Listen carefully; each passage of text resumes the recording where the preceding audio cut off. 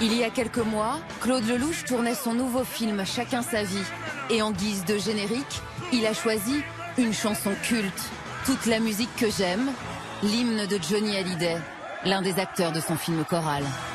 C'est une chanson qui embarque, c'est une tornade. On a grandi tous les deux avec cette chanson, voilà, qui nous colle à la peau, c'est le cas de le dire.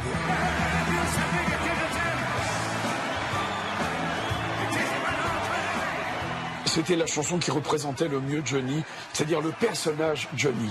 Cette force, cette puissance, et puis aussi cette désespérance. Ce type qui trimballe toutes les casseroles de la vie, quoi. 45 ans après sa création, Johnny Hallyday interprète toujours ce titre avec la même ferveur.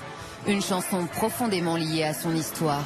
Cette chanson a peut-être été pour lui une bouée de sauvetage. C'est un cri, c'est ce qu'il ressent profondément, et c'est pour ça qu'elle est forte. C'est parce qu'elle pue la vérité, elle pue ces choses qu'on aime, voilà, elle représente les cicatrices du moment. Car toute la musique que j'aime a permis au chanteur de se relever d'une période difficile et de sauver son histoire d'amour avec Sylvie Vartan. Voici le récit d'un cri d'amour salvateur qui a marqué l'histoire du rock.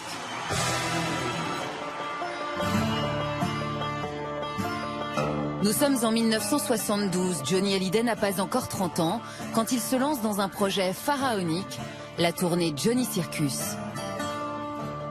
Johnny a été inspiré par Joe Cocker qui avait fait une tournée un petit peu dans cet esprit de voyage itinérant avec toutes sortes d'attractions, des jongleurs, des musiciens, des animaux, de la musique. Voilà. Le chapiteau de Johnny Hallyday va sillonner les routes de France à travers 85 villes-étapes. Le rythme est intense et comme à son habitude, le rocker ne se ménage pas. Maintenant, j'ai tout compris, je recommence ma vie.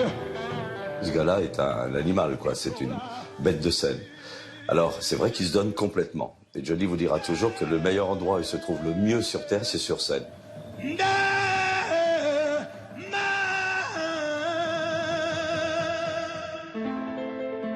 À l'époque, Johnny Hallyday est déjà une star adulée qui a plus de 12 années de carrière derrière lui.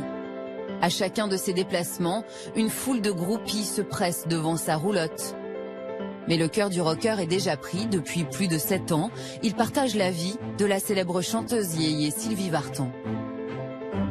Ils forment depuis une dizaine d'années un couple emblématique avec Sylvie Vartan, qu'il a épousé donc en 1965. Ils ont eu un enfant, David, qui est né en 1966. C'est le couple idéal, c'est vraiment le couple mythique. Johnny et Sylvie, à cette époque, étaient un couple formidable à photographier parce qu'ils représentaient toute la jeunesse, quoi. Souriants, ils avaient des belles gueules, habillés un petit peu en avant, c'est-à-dire avec des jeans, etc., que les gens n'avaient pas forcément à l'époque. Et ils allaient merveilleusement bien ensemble. Et tous les gens les adulaient, je pense, pour cette raison-là. Mais cet été-là, Sylvie Vartan ne participe pas à la tournée de son époux, trop accaparée par ses propres galas. Pour assurer ses premières parties, le rocker a donc choisi une autre chanteuse, une jeune québécoise de 26 ans, Nanette Workman. La ferme est vendue, j'ai fait tout ce que j'ai pu. Nanette Workman, c'est une très jolie fille, très grande, mince, des grands cheveux blonds.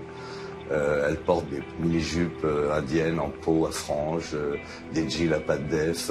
Elle met un foulard autour de ses seins. Elle met des bijoux indiens. C'est la princesse hippie par excellence. Entre le rocker et la chanteuse, la complicité artistique est immédiate.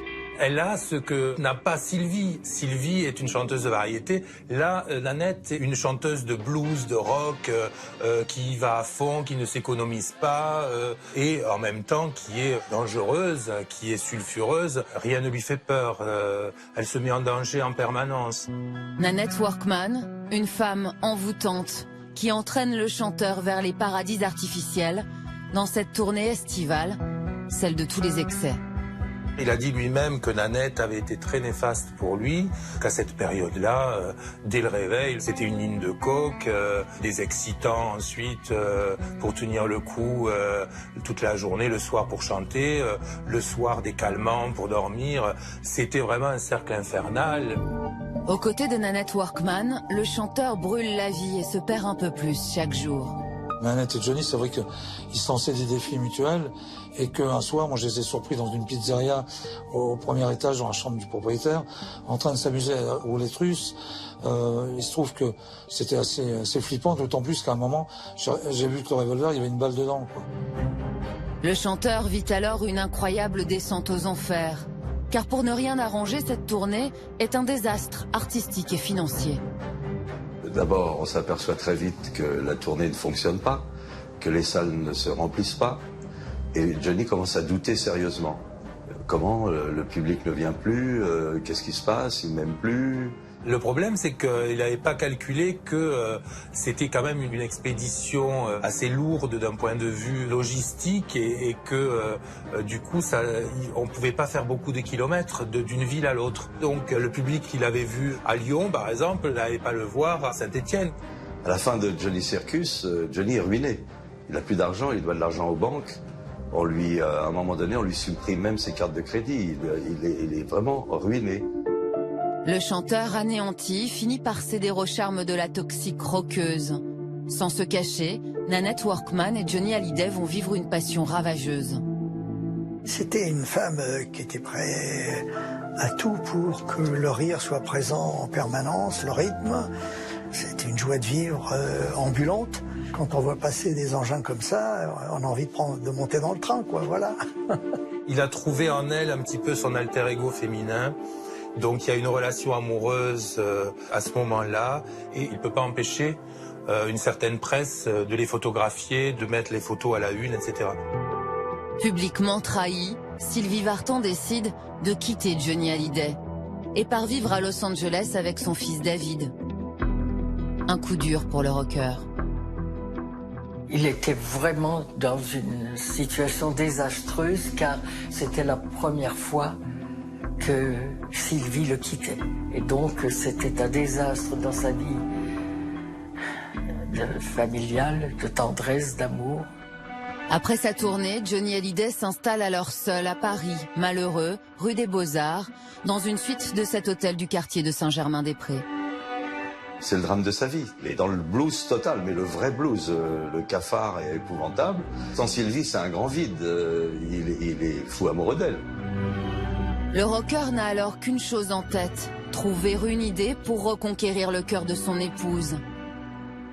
Il décroche alors son téléphone pour joindre Michel Mallory, son ami compositeur et parolier. Il devait être, je crois, 4 heures du matin. Et il m'a dit, il faut qu'on fasse un putain d'album, j'ai besoin d'un putain d'album. Et quand il a raccroché, je me suis senti un peu mal. Je savais pas quoi faire. Je n'avais que la guitare de mon père, qui était une vieille guitare, dans un mauvais état. Donc là, c'est le premier miracle. Le truc m'arrive. Je dis le truc parce que j'ai pas d'autre mot.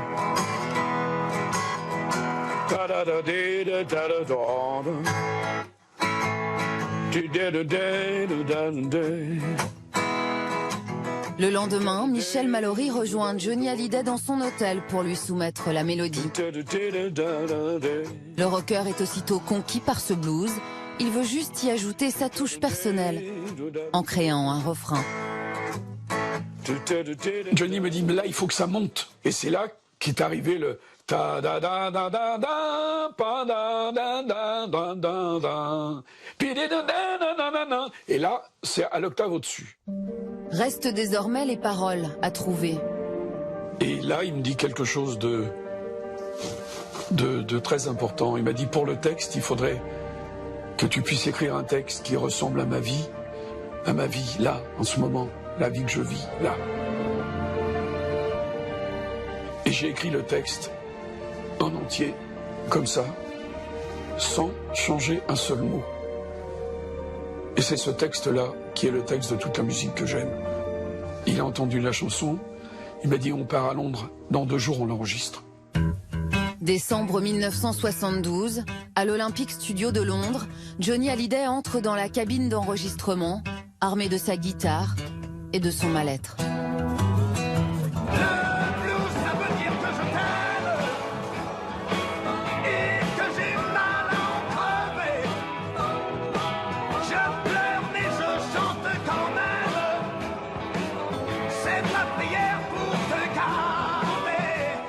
Il chantait avec son ventre, il chantait avec son âme, il chantait avec son cœur, il chantait avec son corps. J'ai jamais entendu un homme, quel qu'il soit, je les ai tous vus sur scène, chanter comme ça. Jamais.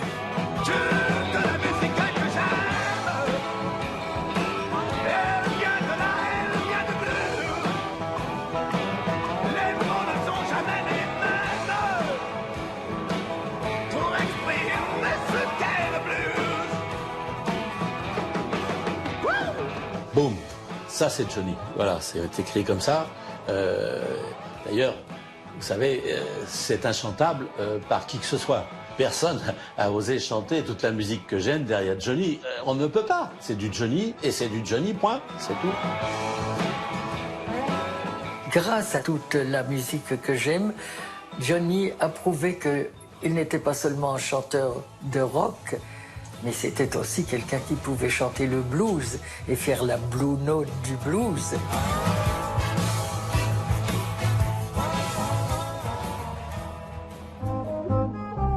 Ce cri d'amour désespéré et déchirant, Sylvie Vartan n'y sera pas insensible. 2 mois plus tard, le couple réconcilié s'affiche en une des magazines pour une seconde lune de miel au Brésil.